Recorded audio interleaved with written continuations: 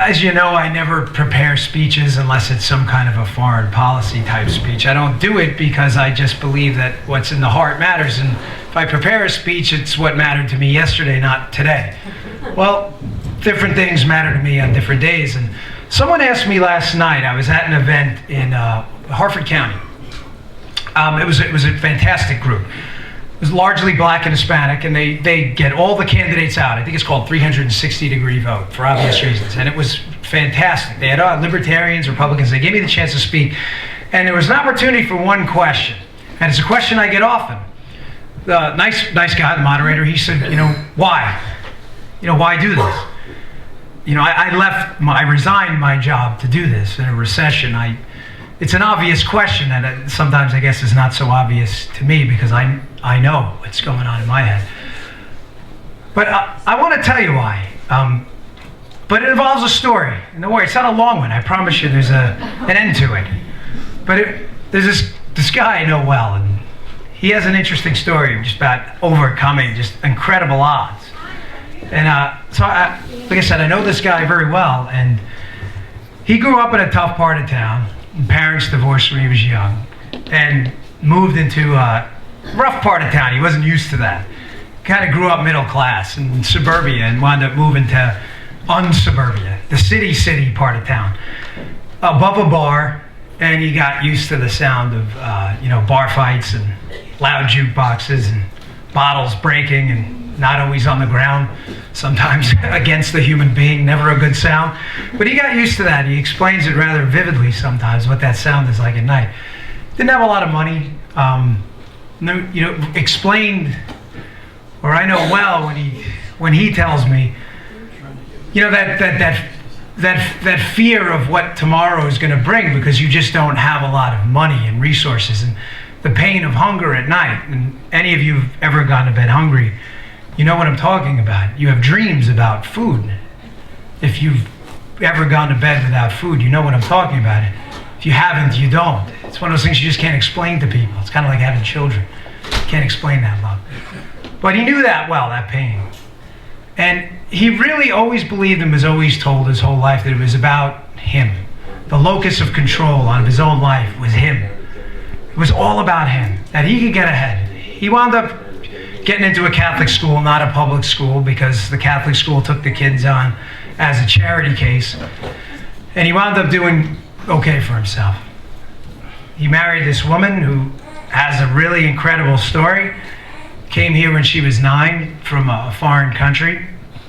Didn't speak a word of English. Was the only language she understood in school was math. So these two kind of found each other. And she just is really a dynamic person. First generation immigrant, now an American citizen, owns a high-tech business, really brilliant, and really did it all by the sweat of her own brow. Well, that person motivated me to do this because that person is me. That's my story.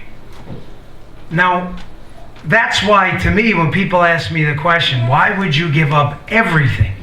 We're not rich, me and my wife. We live over in Stewart's Landing. You're more than welcome to stop by. Yeah, some have. We live in a middle-class community, in a middle-class home. I don't have a rich uncle. I don't have a rich dad. No one subsidized this decision. But when I tell you that story, that should tell you why. This country gave to me so much that the question shouldn't be why, it should be why not? Why aren't more people doing what we're doing? Everybody gives in their own way. Everybody. Mine involved giving up my economic security. But for you, it was showing up today. For some, it's even more. Alex and Brenda have their own club they run. I say that because this election right now is so pivotal and so important that if you are not doing something, you are not part of the problem, you are the problem. Now, by showing up today, you guys did something. You didn't talk is cheap, folks. Speeches are fantastic, but it's action that moves the world. It's doing something, anything, whatever you can do. Well, this was my way of doing it, and now I think it should become obvious. But again, what was the nexus of it? What are we fighting right now? Well, I gave a speech that Jim over here was nice enough to record. It was kind of an extemporaneous speech I gave not too long ago for Frederick County. Jim recorded it, sliced and diced it, threw it up on YouTube. It had about 15 views for about 2 weeks or so. Well, someone emailed this speech to a very prominent political figure by the name of Sarah Palin, who happened to watch it. Well, she quoted the speech in Texas, along with us. You can go to YouTube and watch yourself. It's now been viewed 12,500 times. It's a 10-minute speech on what we're fighting right now. No production value whatsoever. No offense, Jim. He cut slices and dices it. But there's no credits. There's no, he didn't ask my permission. We didn't pay for it. He just basically cut out the applause and threw it on the internet. 12,500 people watched this speech. But one person wrote in the comments down below, and you can go to YouTube and read them yourself. He wrote, this guy doesn't know what he's talking about. As I mentioned, taxes being a symptom, that we're not really fighting a tax war. It's a symptom of a bigger war. And he says he doesn't know what he's talking about. Taxes have been decreasing as a share of our GDP, which he's wrong about, for a long time. Well, I wanted to hit on that quickly today, folks, because do you really think taxes are the problem? They're a symptom of a big, big problem. And why he was wrong is we have a $15 trillion debt. What do you think that is? Yeah, that's your taxes. I don't care if your taxes are 2%. That is your burden to bear. Not spent by you. Spent by someone else and thrown on your back. Rewind. Not on your grandkids' back. What do you think that is? Fake money? It's all going to descend from a helicopter and everything's going to be okay and we're all going to sing Kumbaya? Spending is taxes. It doesn't matter what your tax rates are. They have already spent your children's money. Who do you think's going to pay?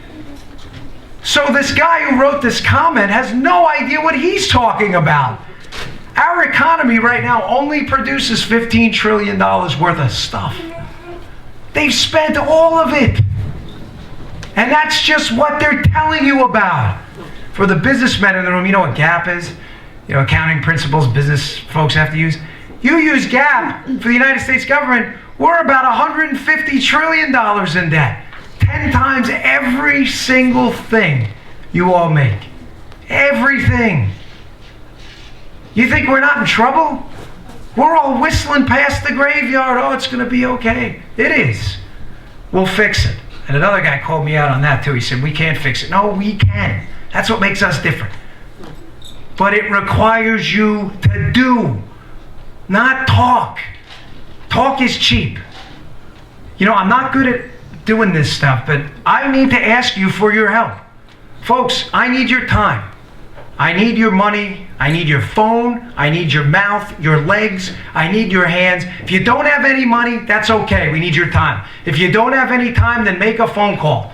If you don't have any time to make a phone call, put a bumper sticker on your car. If you're not doing any of that, you're not interested.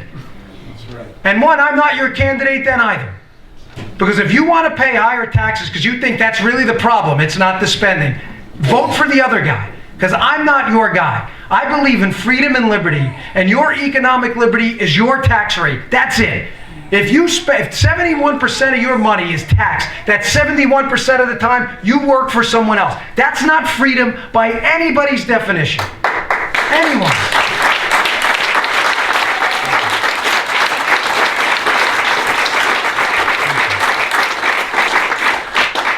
It's important we realize that. Action matters, folks. So please, whatever you can do to help us, I need your help. I cannot do this alone. I built this with the help of Marcia and Janelle and Hillary and the entire team and my campaign manager. For 16 months now, we built a massive organization. We are going to win, I have no doubt. None.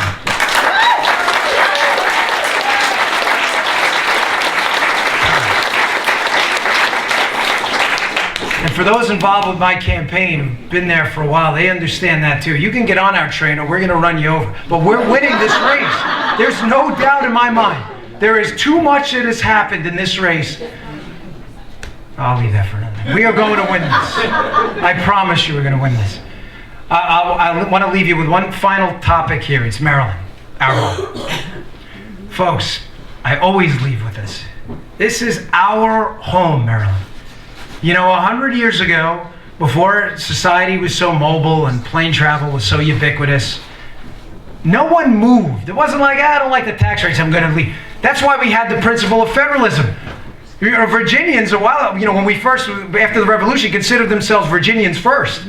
Now, that's not necessarily the best way to run a country, but that's the way it was. That was the inherent principle of federalism, right? You never left. You didn't leave.